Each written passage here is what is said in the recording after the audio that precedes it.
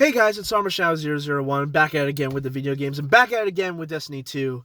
And this is going to be a two-part video, so I'm going to do a double upload. The first part is going to be my thoughts on Season of the Hunt. This video that you're watching right now is going to be about my thoughts on Season of the Hunt, and how it could have been better, or, what I feel like personally it accomplished. And the second part, will be about my first impressions of Season of the Chosen. But right now, we are going to focus on, of course, the Season of the Hunt, and what are my thoughts about it. I think it was extremely, extremely lacking in content. And I get it. The main reason for it is because it released on the same day as a major expansion. And that's unfortunately a pattern that we've had with Season of the Undying and Shadowkeep, where people kind of put it in a lesser regard because it was released with a big expansion. And honestly, I hate for that to be a pattern going forward, but I think it will. Especially because that Bungie knows that people want that main content, the big, meaty expansions, and they probably put so much effort into that when they come up with the season, it almost seems like it's an afterthought. And I don't blame them. I get that. It's a lot of work, and I completely understand that, especially in this current climate with COVID and everything. It makes sense. But it's a pattern that I wish will go away in the future. Because this is the first time since Season of the Worthy where I've completely dropped out of the game and just hadn't played it. Pretty much once I finished Beyond Light and once I leveled up, I stopped. Season of the Hunt was not enticing to me. And mainly the reason for that is the fact that the gameplay loop was just boring. And very unfun. The cryptoliths, which sounded like a really cool idea, just did not translate well to me. Especially, you activate it, you fight a boss, the boss disappears, you follow the trail, you find the thing, kill that boss, another boss spawns, you kill the boss, that's it. It was just boss fight, run, boss fight, done, and that's it. And I didn't like that. I thought it was dumb. I thought it was, or not dumb, but I thought it was very boring. I thought it was also very extremely short, especially with people killing bosses within 5 seconds of actually starting the mission, especially if you had the Lament when that was implemented into Beyond Light. I was killing bosses that should have taken a lot more damage in like 2 seconds. And I feel like that was an issue. Even me being under level at the time, I was still killing these bosses way quicker than I should. I think the fact if it was more difficult, that would be a lot better. Not to mention the big issue with it was none of the gear was good, rewarding, or fun. I didn't really care about chasing weapons. I didn't care about chasing armor. And I felt like that was kind of, part of Beyond Light and everything as well. But I would say the biggest offender is the lore. Oh my god. So the lore charges, I think I'm not in the minority here. I believe everyone had a issue with the lure charges, and the fact that it made you go play core activities in order to get charges, in order to do the cryptoliths that weren't even fun to begin with. And especially because we do those core playlists, hence the name core playlists, so much, and we do them in abundance, that it just didn't feel new, it didn't feel exciting, it didn't feel rewarding. The fact that you had to do a number of strikes, crucible matches, or gambit matches in order to even be able to start the actual content that is there, that is new, was just not a good idea on Bungie's part. And it seems like it's remedied with Season of the Chosen, but we're not going to get into that. We're going to get into that in the next video.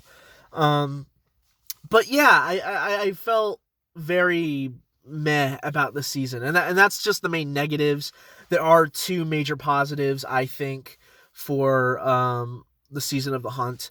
Obviously, one of them being the story. While Xivu Arath didn't really have a big part to play as I thought, It was still interesting to see and learn more about that, with Xivu Arath being the other sister of Oryx and Savathun, and being the Hive God of War, which is very interesting, and building up an army to help Savathun, I think was very cool.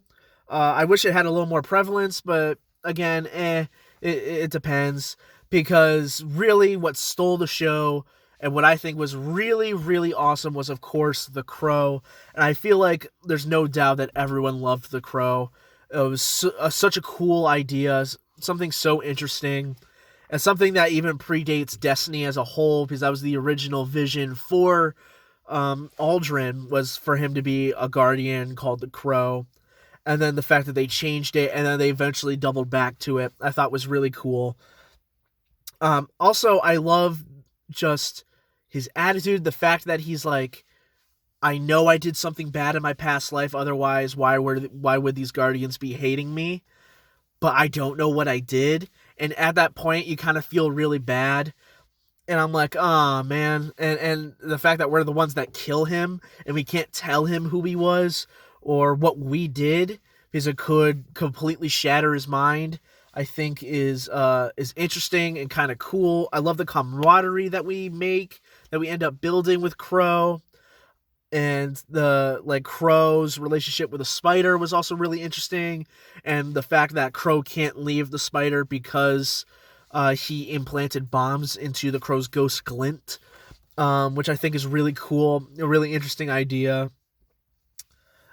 So everything with the Crow was fantastic, and that leads into my next bright spot, which is the Hawkmoon quest, which I thought was going to be dumb and stupid, and it turned out to be one of the best exotic quests we've had in a long time.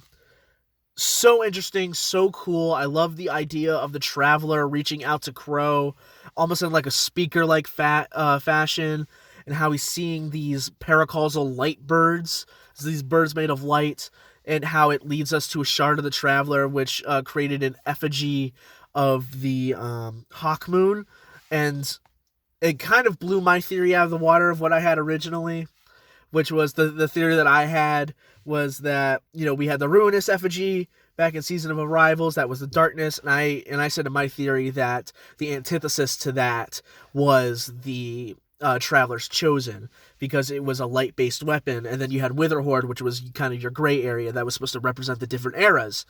While they still represent the different eras, and they kind of make it more clear, and basically the ghost saying that, hey, the Hawkmoon, this is the Traveler's Ruinous effigy, is the Hawkmoon, because it's something that we're familiar with, and it's something that even changes the perk, technically, in the fact that it has the paracausal energy of the light in it that causes it to do more damage, which is interesting, and it's cool. The mission was awesome. I love the platforming. I loved it was kind of like a secret mission-esque type thing almost. Very, very similar to that of the Whisper mission or the 0 Hour mission. It was very cool. I loved that. I thought that was interesting. I love the fact of finding like Easter eggs in there with the Crow's room where he was hiding out in the EDZ, and we see like a Hive sword from the night that Crow killed when we first met him, when Osiris was going to die. The fact that we see the big white sheet that he was under when he was actually first reawoken by the ghost, I found that pretty interesting. And of course some Dawning stuff, which ties into the Dawning lore from a couple years ago now, where Guardians were coming across Aldrin, and he always kept a mask or a helmet on at all times, which I thought was really interesting. Just a lot of cool stuff regarding the Crow. And it looks like it's going to be continued with Season of the Chosen, and I can't wait to see what will happen. But I think this season, regardless of the positive spots, extremely lacking, not as good as it should have been, especially for the story itself, which was so interesting. It's just a shame that the gameplay was not good, and we'll see what happens with Season of the Chosen when I make that video on my first impressions of Season of the Chosen, and how it could inform future seasons and what we could see in future seasons, considering that these all tie in together. So I'll be very interested. So stay tuned for that video. Make sure to like, comment, subscribe, and apagando. las luces.